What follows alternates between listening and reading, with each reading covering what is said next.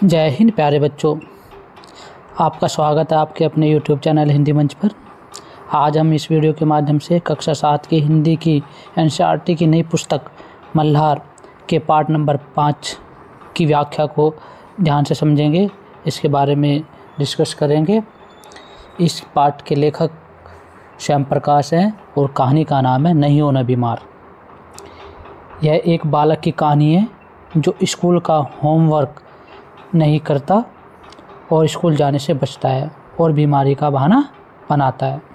एक दिन वह स्कूल नहीं जाना चाहता, इसलिए झूठ बोलता है कि उसे सिर दर्द, पेट दर्द और बुखार है। घर वाले उसकी बात मानकर उसे दवाई देते हैं और खाने के लिए कुछ भी नहीं देते। पहले तो उसे लगता है कि बीमार होने पर बहुत अच्छा खाना मिलेगा, मज़ा आएगा, खीर मिलेगी, विशेष देखभाल होगी। लेकिन जैसे जैसे दिन बीतता है वह अकेलापन महसूस करता है, उसे भूख लगती है, वह पछताने लगता है कि उसने गलत किया है बीमारी का बहाना बनाकर। उसे समझ में आता है कि झूठ बोलकर बीमार बनने का नाटक करना कोई अच्छी बात नहीं है या अच्छा अनुभव नहीं है। अंत में वह निर्णय लेता है कि वह आगे से कभी भी बीमारी का बहाना बनाकर स्कूल की छुट्टी नहीं करेगा। यह कहानी बच्चों को सिखाती है कि झूठ बोलने और बहाना बनाने के क्या दुष्परिणाम हो सकते हैं। साथ ही यह पाठ ईमानदारी, जिम्मेदारी और दैनिक जीवन की सच्चाई से भी अवगत कराता है। अगर आपको हमारा ये वीडियो पसंद आए तो बेटा चैनल को लाइक, सब्सक्राइब और शेयर ज़रूर करें। आइए हम इसकी विस्तार से व्याख्या समझते हैं। नहीं होना बीमार। यह कहानी लेखक की अपनी कहानी है, श्याम प्रकाश जी की। आइए इसे विस्तार से देखते हैं। एक दिन मुझे साथ लेकर नानी जी हमारे पड़ोसी सुधाकर काका को देखने गई, जो बीमार थे और वे अस्पताल में भर्ती थे। अस्पताल जाने का यह मेरा पहला अवसर था। लेखक बताता है कि मैं पहली बार अपनी नानी जी के साथ, जो पड़ोस में रहते थे सुधाकर काका जी, उन्हें देखने अस्पताल में गया था और यह मेरा पहली बार था जब मैं किसी को अस्पताल में देखने जा रहा हूँ। एक बड़े से वार्ड में कई एक जैसे पलंग लाइन में लगे हुए थे, सब पर एक जैसी सफ़ेद चादर और लाल कंबल, सफ़ेद दीवारें, ऊंची छत, खिड़कियों पर हरे पर्दे और फर्श एकदम चमकता हुआ। एक पलंग पर सुधाकर काका लेटे हुए थे, एकदम पास पहुंचने पर दिखाई दिया। ये लेखक बताता है कि जब मैं अस्पताल में पहुंचा तो वहाँ पर एक लाइन में पलंग बिछे हुए थे जिस पर बीमार व्यक्ति लेटे हुए थे, सफ़ेद चादरें बिछी हुई थी, वहाँ पर उस पर लाल कंबल रखा हुआ था। चारों तरफ है ना सफ़ेद दीवारें थी, ऊंची छत थी, खिड़कियाँ थी और खिड़कियों पर हरे पर्दे लगे हुए थे। फर्श जो था एकदम चमकता, मतलब एकदम चमकता हुआ। हमने देखकर सुधाकर काका जैसे खुश हो गए। कहते हैं कि हमें देखकर सुधाकर जो काका थे वो एकदम खुश हो जाते हैं। नानी जी ने उनके सिर पर हाथ फेरा और उनके सिरहाने खड़ी हो गई और हालचाल पूछने लगी। और नानी जी सुधाकर काका जी के हालचाल पूछने लगी कि तुम कैसे हो, तुम्हें कैसा लग रहा है। अस्पताल का माहौल मुझे बहुत ही अच्छा लग रहा था। लेखक बता रहे हैं कि जो अस्पताल का माहौल था, वहाँ का वातावरण था, मुझे बहुत अच्छा लगा। क्यों लगा? क्योंकि बड़ी बड़ी खिड़कियों के पास हरे हरे पेड़ झूम रहे थे। न ट्रैफिक का शोरगुल, न धूल, न मच्छर मक्खी, सिर्फ लोगों के धीरे धीरे बातचीत करने की धीमी धीमी गुनगुन, बाकी एकदम शांति। कि वहाँ पर एकदम माहौल शांत था। कहाँ पर? अस्पताल में। ना कोई ट्रैफिक की आवाज़ आ रही थी, ना कोई धूल थी, ना कोई मच्छर मक्खी थे, एकदम साफ़ सुथरा। लोग भी जो थे वो धीरे धीरे बातें कर रहे थे, एकदम शांति से। बच्चों आप देख सकते हैं कि इस पिक्चर में लेखक की नानी जी हैं, सुधाकर काका जी लेटे हुए हैं, उनका हालचाल पूछ रहे नानी जी। यहाँ पर लेखक है और यहाँ पर नर्स है और दूसरे बेड पर दूसरे व्यक्ति हैं जो बीमार हैं। ठीक है, तो तभी सफ़ेद कपड़े में एक नर्स आई। नर्स ने नानी जी को देखकर अभिवादन से सिर हिलाया। तभी नर्स आती है और नानी जी को देखकर अभिवादन से उनका सिर हिलाती है, यानी कि नमस्ते करती है। और काका को दवाई खिलाई और नर्स ने क्या किया? काका को दवाई खिलाई, सुधाकर काका जी को। नानी जी काका के लिए साबूनदाने की खीर बनाकर लाई थी। नर्स से पूछा नानी जी ने कि क्या मैं ये खीर इनको खिला दूँ। नर्स ने कहा हाँ। तो फिर उनके कहने पर उन्होंने चम्मच से धीरे धीरे काका जी को साबूनदाने की खीर खिला दी। काका ने बहुत स्वाद लेकर खीर खाई। क्या ठाट है बीमारी के भी। अब लेखक सोचने लगे कि बीमार होना भी बहुत अच्छी बात है, क्योंकि अच्छा स्वादिष्ट खाना मिल रहा है, वो भी साबूनदाने की खीर। तो मैंने सोचा ठाट से साफ़ सुथरे बिस्तर पर लेटे रहो और साबूनदाने की खीर खाते रहो, कि एकदम बीमार बन के रहो, एक बिस्तर पर लेटे रहो, कुछ काम करना नहीं पड़ेगा और कहीं जाना नहीं पड़ेगा और खातिरदारी भी अच्छी होगी और ऊपर से साबूनदाने की खीर भी मिलेगी। ये लेखक के मन में विचार आया।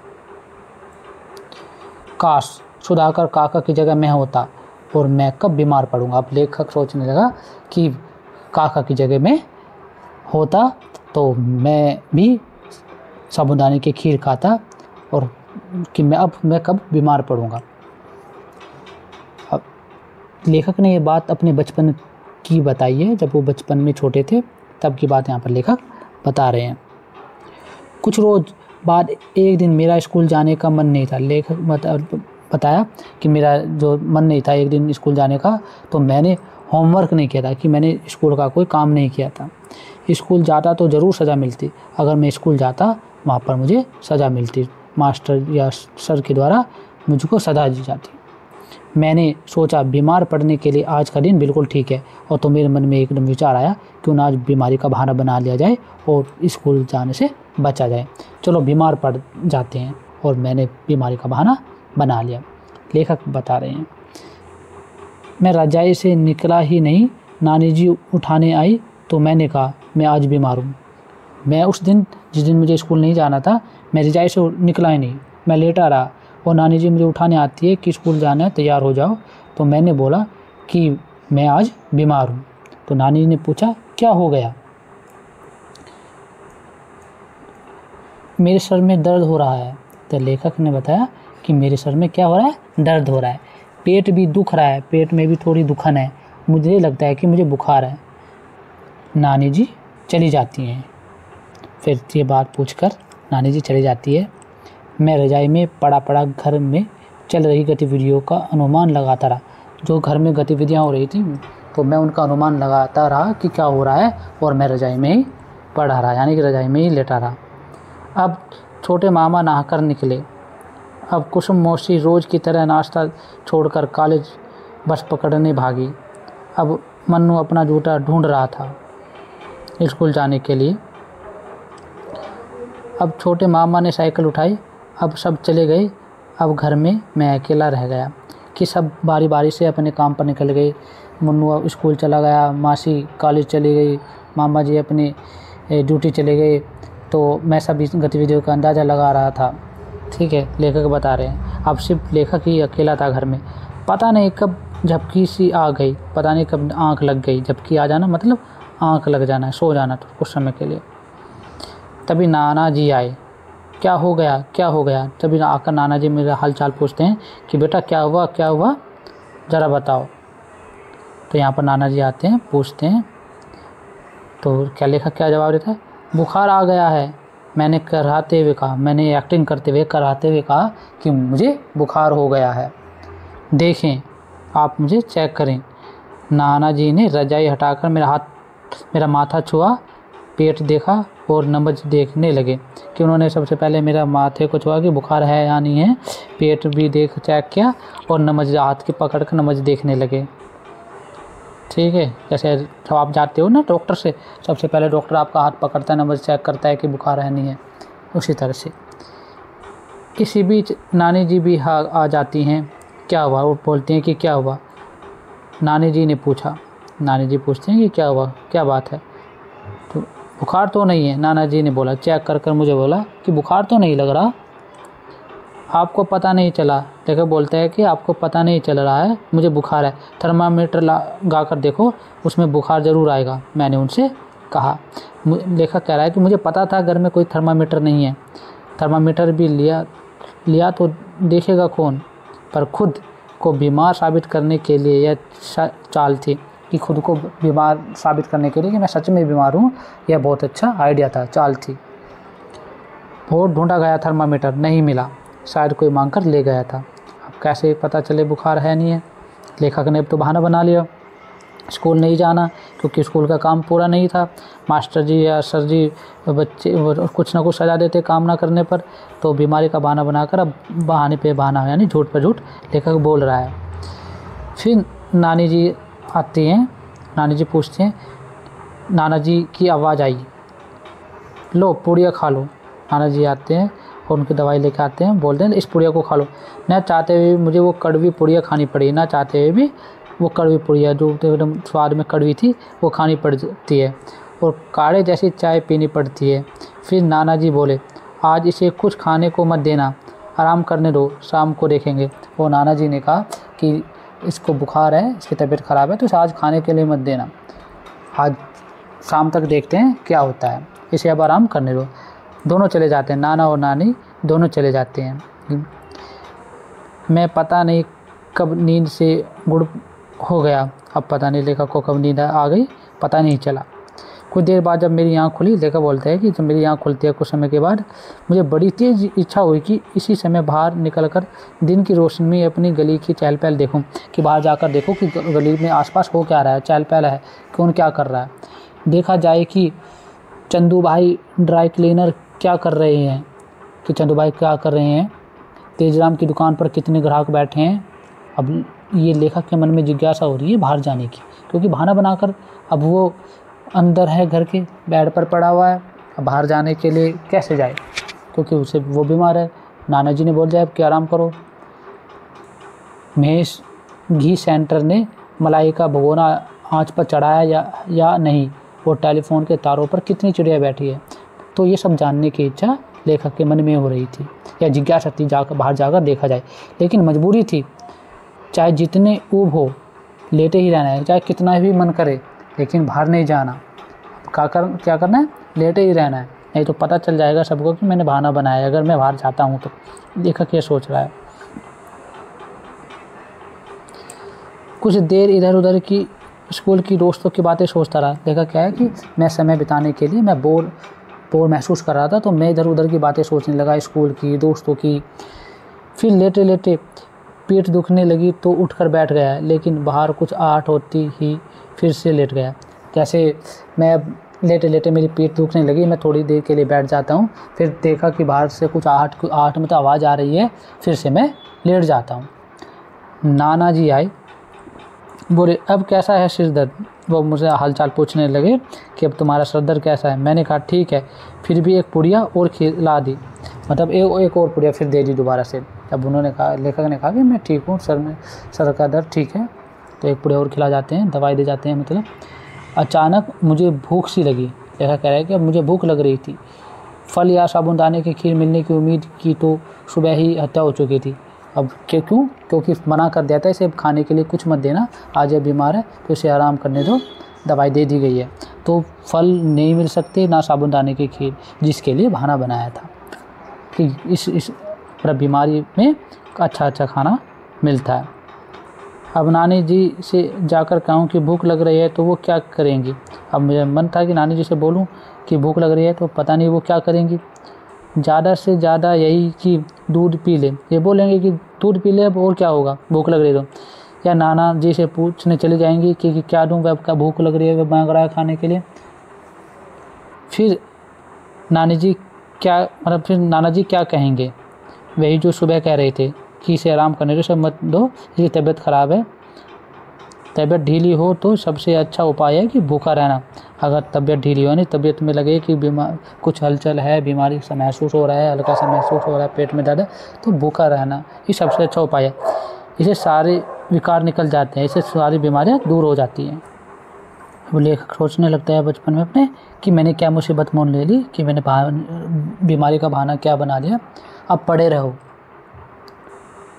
आखिर कब तक कोई पड़ा रह सकता है झूठा बहाना बनाकर। सच में बीमार हो तो आदमी पड़ा रहे, लेकिन कब तक झूठा बहाना बहाना बनाकर बीमार पड़ा रह सकता है कोई।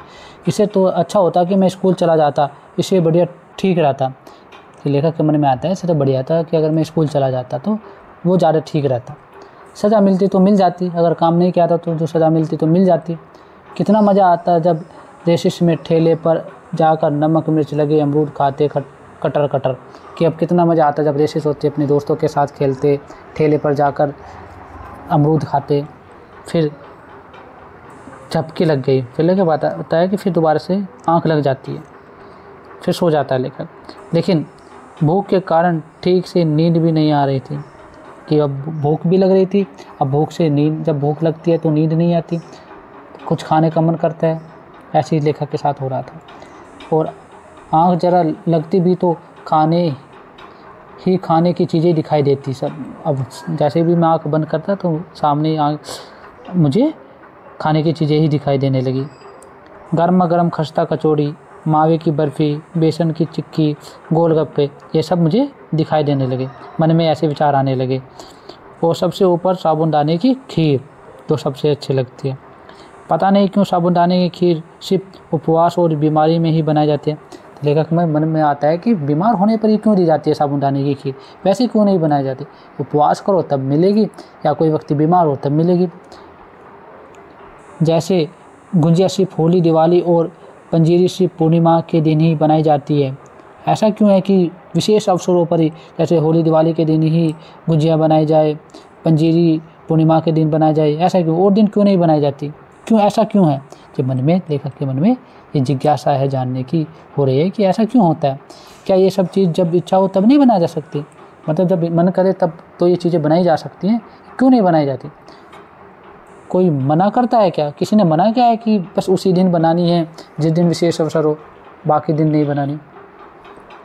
हे भगवान, ये तो अच्छी खासी बोरियत हो गई है। लेखक के सोचने लगा, ये भगवान मैंने क्या झूठा बहाना बना लिया, मैं तो बोर हो गया पड़े पड़े। पूरा दिन कोई कैसे लेटे रह सकता है। और शाम को, क्या शाम को भी नाना जी बाहर जाने देंगे। सारे बच्चे हल्ला मचाते हुए आंगन में खेल रहे होंगे और मैं बिस्तर पर पड़ा यहाँ पर उनके बारे में सोच रहा हूँगा। यानी बिस्तर पर पड़ा मैं झक मार रहा हूँगा, मैं क्या कह सकता हूँ, अब मैं क्या कर सकता हूँ। मेरा मन भी खेलने का, अकलमंद और बनो बीमार, अपने आप को ही कोसने लगता है लेखक। बहुत ज़्यादा अकलमंद बन रहा था, बहुत ज़्यादा इंटेलिजेंट बन रहा था, और बीमार बनो और बहाना बनाओ बीमारी का। और आज दिया गया होमवर्क, किसकी कॉपी मांगेंगे, मैं रुआंसा हो गया, मुझे रोने आ गया। लेखक बता रहा है कि ये सब सोचकर मेरा मन रोने का हो गया। पास के कमरे में होती खटर पटर से अंदाज़ा हुआ कि मुन्नू स्कूल से आ गया है। तो क्या 1 बज गया है, अब बर्तनों की आवाज़ आ रही है, शायद सब लोग खाना खाने बैठ रहे हैं। अब लेखक सोच रहा है कि अब मुन्नू के आने की आवाज़ आ गई है, मतलब आहट लग गई है, मुन्नू स्कूल से आ गया है, 1 बज गया है, अब सब खाना खाने के लिए बैठे होंगे।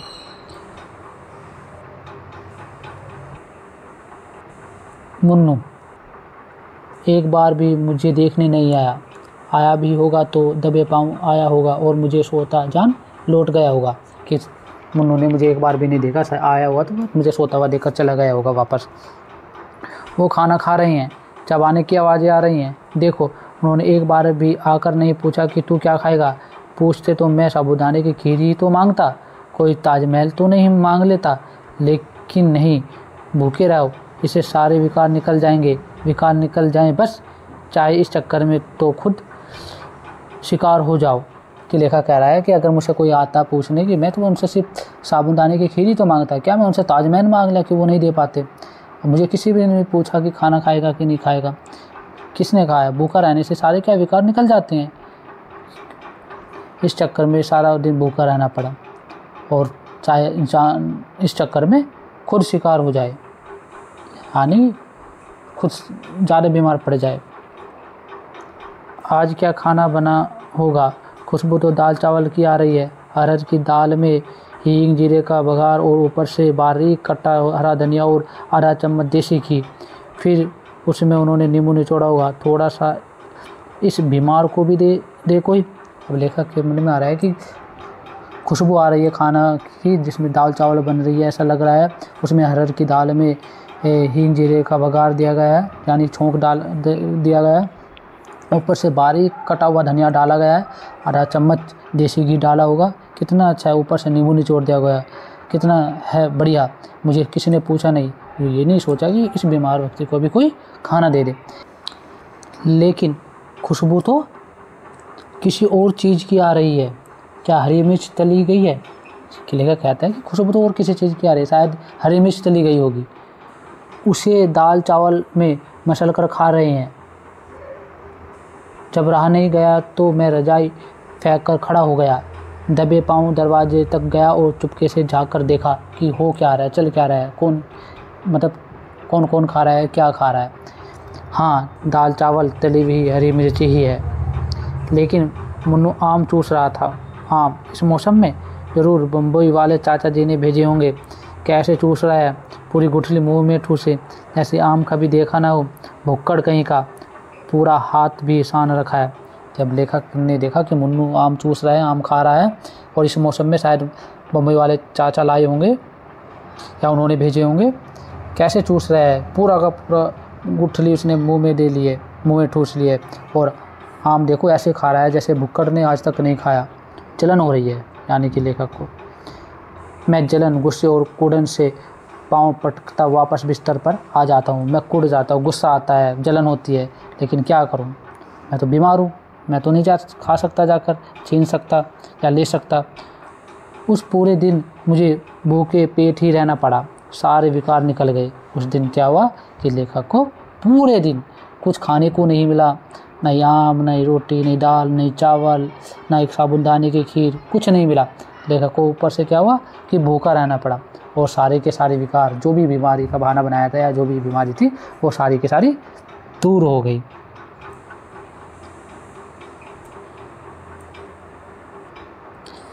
इसके बाद स्कूल से छुट्टी मारने के लिए मैंने बीमारी का बहाना कभी नहीं बनाया।